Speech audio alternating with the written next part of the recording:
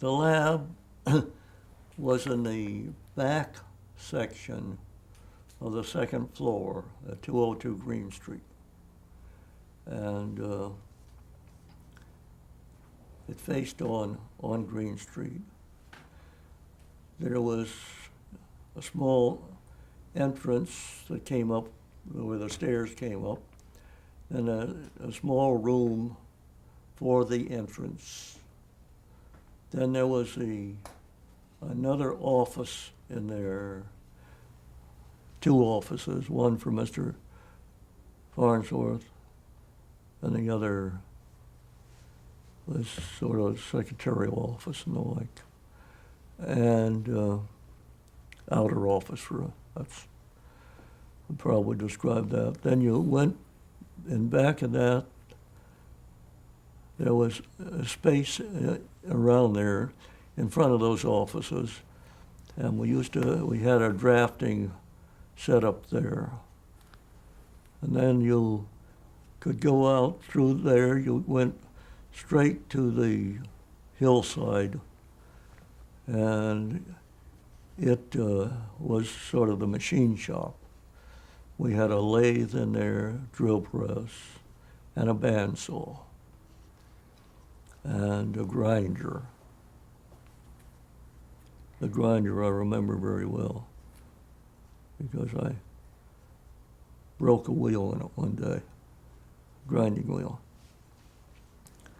Then there was a petition across going back.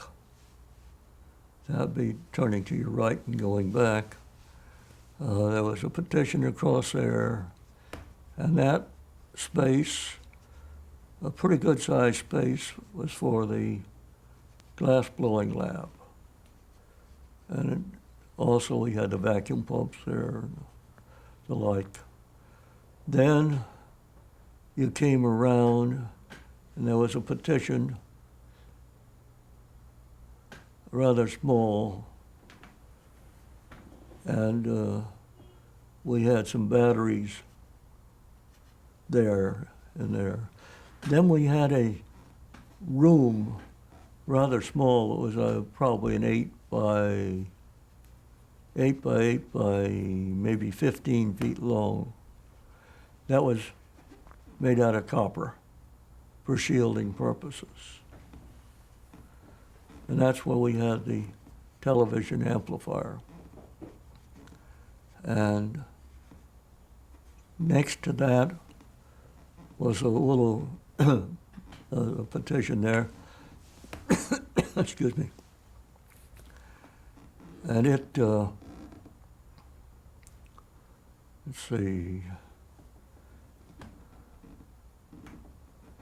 there was one restroom there, and then over on the other side, extreme side of the building next to the hill, was another restroom there. There's the two little restrooms, which were adequate, especially there weren't that many people. And then we had the place where we kept our supplies, a room in there. So that was about all there was to it. What was the name of the company at the time? The name of the company? What it was called? The name of the company was Crocker Bishop Laboratories. Okay, and you said Phil had his own office. Did he spend a lot of time in his office, or was he mostly in the lab? He spent quite a bit of time in his office. He did a lot of reading, a tremendous amount of reading.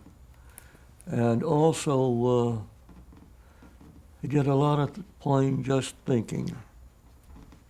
I mean, you could tell, but he never minded being interrupted.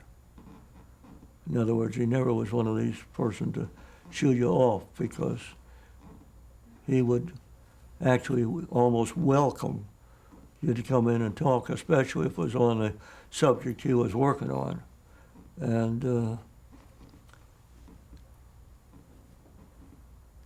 the thing that the man, I don't know, sort of, when you talked about something, like if you said, like one day I was talking about this deal I mentioned of more research and reading further up, where I could get something, and he said, well, why don't you try the Mechanics Institute? And so he got me passes for the Mechanics Institute and would send me down there, and I may spend all afternoon down there just perusing through the books.